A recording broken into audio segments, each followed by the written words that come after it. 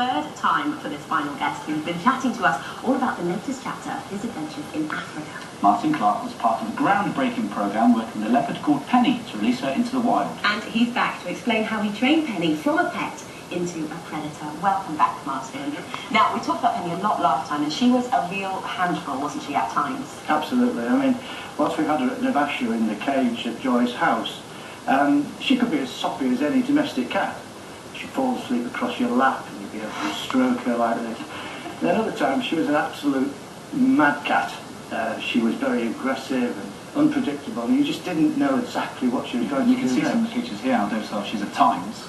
Yeah, wonderful looking. Gorgeous, just always gorgeous, all of these pictures. It's the unpredictability of it that was difficult for us to deal with. So we invented games as a means of sort of distracting that aggression. We started with tennis balls and footballs, and she'd literally bat them about. But after an hour, of course, she managed to burst everything, and she turned on chewing our legs instead. You know, it was one day that we found a bat-eared fox that had been knocked down in the road outside.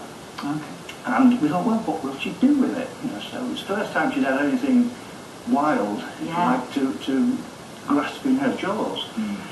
So she paraded with it up and down inside her cage, and very proud of it, and she'd growl if you got anywhere near her. And then she got fed up of that and threw it up in the air and pounced on it with all sorts of ridiculous handstands and sideways twists and things like this. We were just fascinated by this, and then it struck us after half an hour that she just didn't know how to eat it. Yeah, when to start. That's right. So we knew we'd have a big job on our hands. Yeah.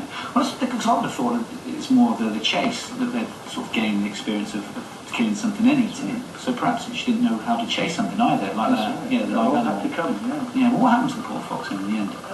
We prepared the meal for her. Okay. But the important thing was we used the skin of the fox. Now in Swahili that's called a gozi. Right. And we'd use the gozi to throw up into trees or bushes and things like this.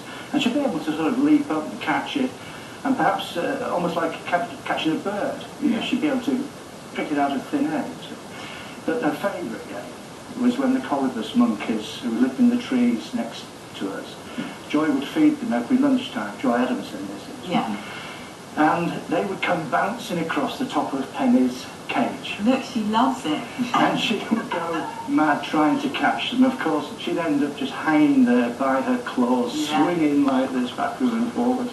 And they, of course, knew that she couldn't get hold of them. But this was all a learning curve for her, though, wasn't it? In how to catch and all the skills that she had to develop. She does remind me of a house cat, though, honestly. The way that she's behaving, you can really see the cat in there. Right. So what happened? What was the next stage after that when she was released into kind of the game reserve? Well, of course, Sharper Game Reserve was a totally different environment for her.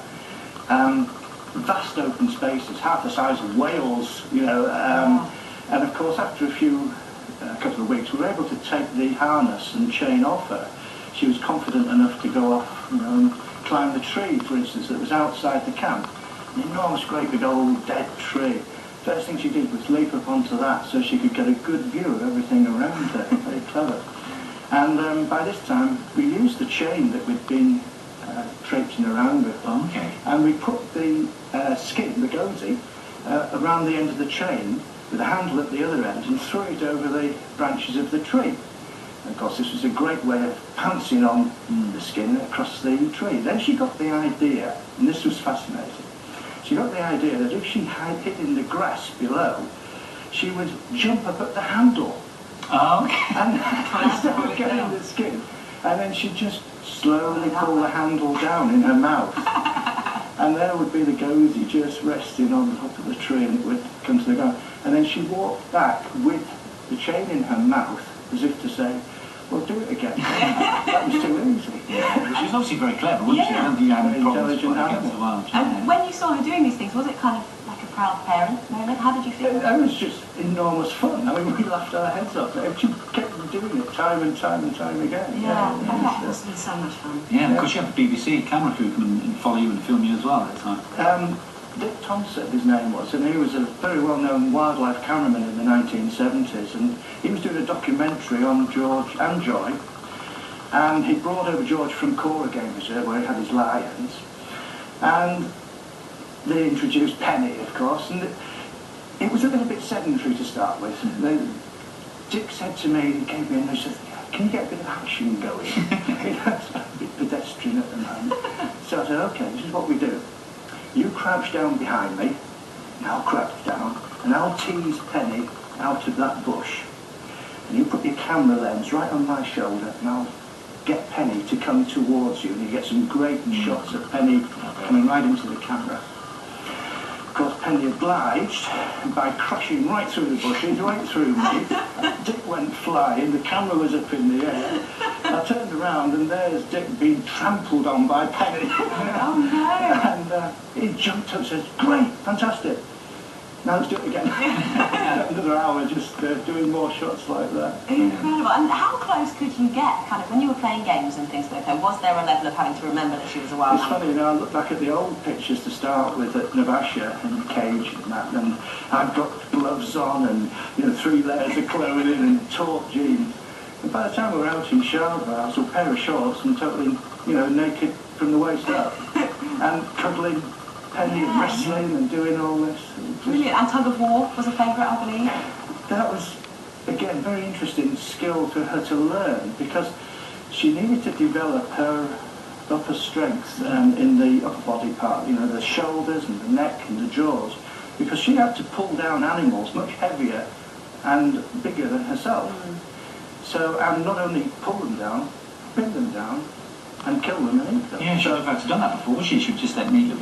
No one was teaching her other than us. So a tug of war was a good way of developing those muscles and that strength, and she really got quite serious with it. She pinned the ears back, and once she got that skin in her mouth and I'm pulling on the handle, she could pull me over. Yeah. Incredible strength. I was going to say, did you ever let her win? But I suppose she won most of the time. No, she could chase me down, she could do everything. You know, she was very, very strong. Brilliant. Now she's been out in the reserve. Have you seen her make a kill for herself in the wild? Well, I guess it was quite a few months later. Took a long time to develop these skills.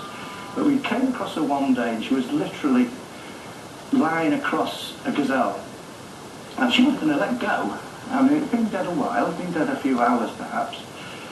And we thought, naturally, that she killed it. And this was her first proper kill. Then it was McKeddy, we talked about on the last occasion, who noticed the prints around the kill. He says, hold on, he says, I think that might be a male that's killed it for her. Oh, she got a bloke in to do it. She's so clever.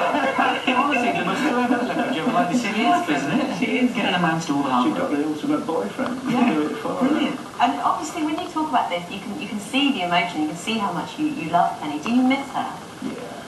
I mean, I think every day she used to come out of the bush when we found her, and you know, she'd give you a little tap on the side of the leg, you know, little things like that that were lovely. Yeah. But I think as far as the whole project was concerned, it worked. It was the first time a leopard had ever been rehabilitated back into the wild. She had 2 cubs. She brought them up, fended for herself, fended for their behaviour and everything. And the whole thing was a fantastic success, you know, and there she was out in probably the most beautiful park in Kenya. Oh, and it was the most successful that it could have been. Exactly, she lived a wonderful life, I'm sure. What a brilliant story. I could listen to them for hours. Yeah, absolutely. Thank you so Great much for stuff. coming again and Thanks, bringing us all those wonderful photos. I love it. Okay. Lovely to see you. That's all for today's show. It's Friday tomorrow, which means Dan and Cara will be here to take us into the weekend. One of their guests will be Jimi Hendrix.